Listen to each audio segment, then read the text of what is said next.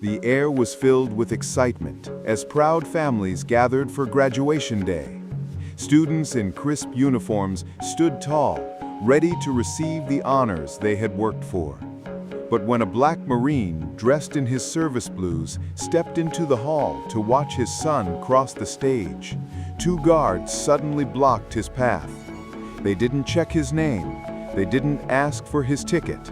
They simply looked at his skin, then told him to leave. Families gasped. His son froze on stage.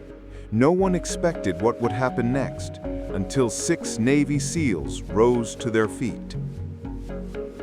It was a bright spring morning at one of the country's most prestigious military academies. Hundreds of families had traveled from across the nation to watch their children graduate.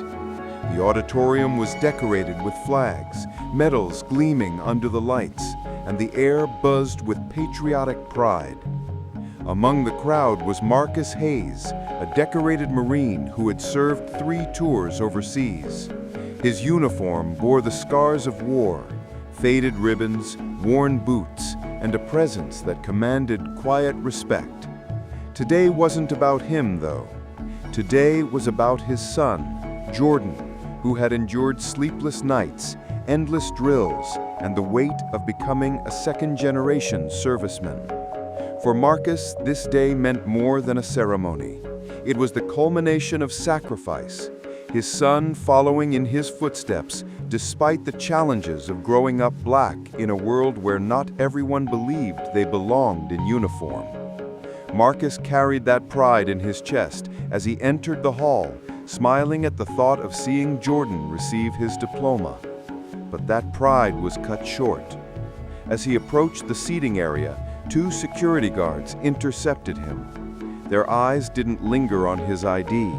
Their gaze didn't move to the ribbons on his chest. Instead, their stares rested coldly on his skin. With a firm tone, they told him he wasn't supposed to be there. Confusion rippled through the nearby families. Whispers filled the rows. Some shook their heads in disbelief. Others lowered their eyes, afraid to watch what was unfolding. Marcus stood frozen, not in fear, but in shock. After serving a nation he nearly died for, he was now being told he had no place at his own son's graduation. The hall grew uncomfortably quiet, the joyful energy evaporating into a thick silence. Marcus clenched his jaw, his heart pounding as he tried to process what was happening. He calmly explained that he was the father of one of the graduates and showed his ticket. But the guards didn't look at it. They shook their heads, insisting he had to leave. People nearby whispered, "Why him?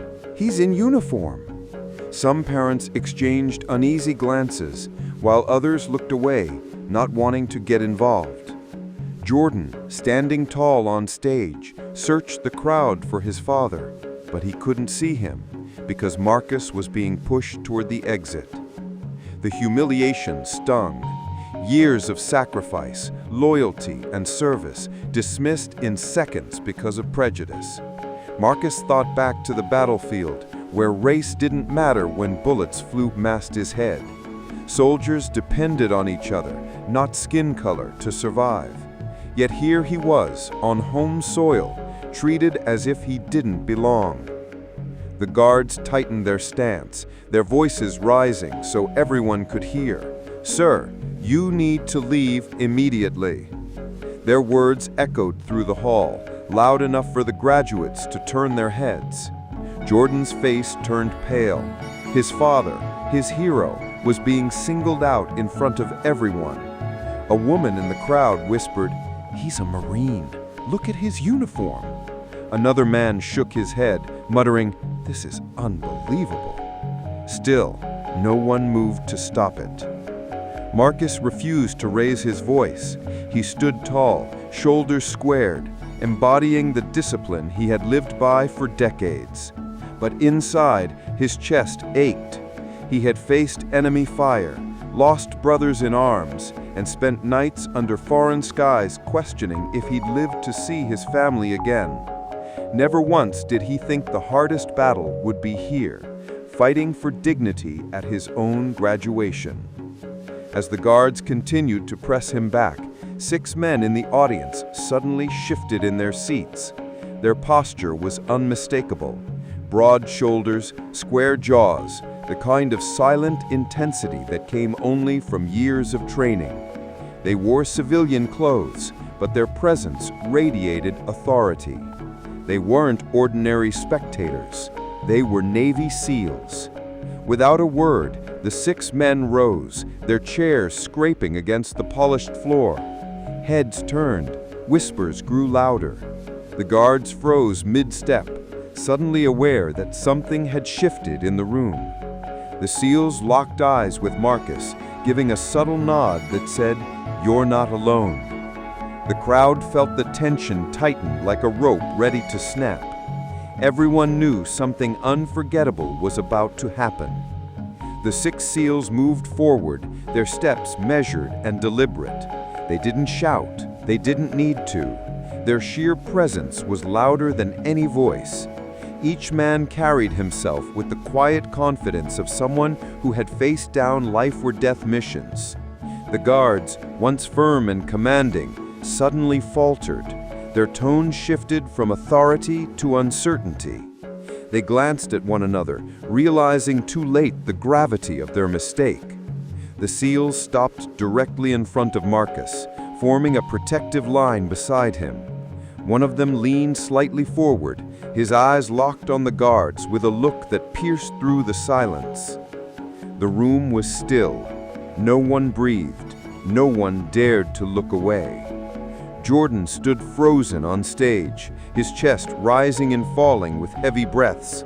He had never seen his father treated this way, but now he saw something else too: solidarity. 6 men who didn't share his father's skin color, but shared his struggle in that moment, standing as shields against humiliation.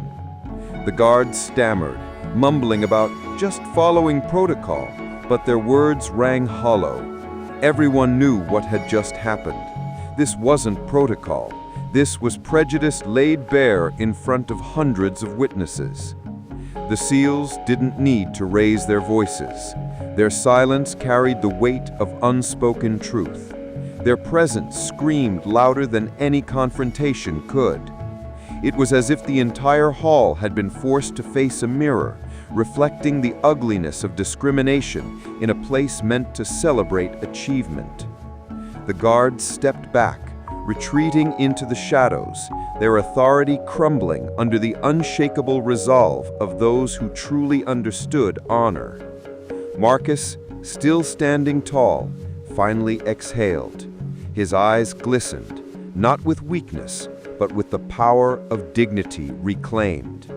And then, as if on cue, the audience erupted, not in chaos, but in thunderous applause.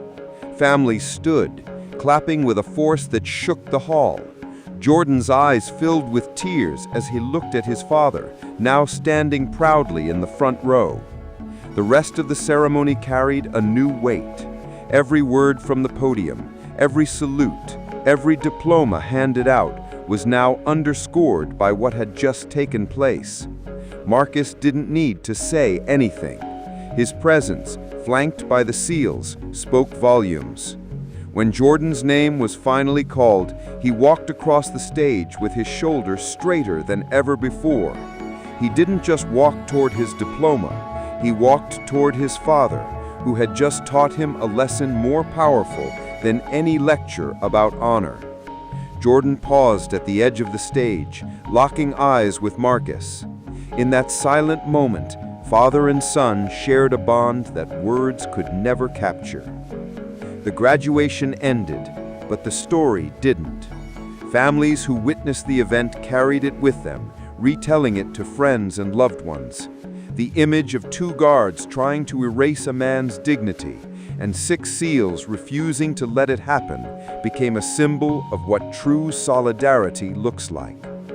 For Marcus, the wound of humiliation would never fully fade, but neither would the memory of strangers rising to stand with him when others looked away. It was a reminder that racism thrives in silence, but loses its grip when people choose to act. And so the question remains, in moments of injustice, will we stand frozen, watching from the sidelines? Or will we rise, like those 6 seals, and make it clear that silence will never have the final word? Because in that hall, on that day, racism tried to steal a father's dignity, but courage, unity, and respect silenced the room instead.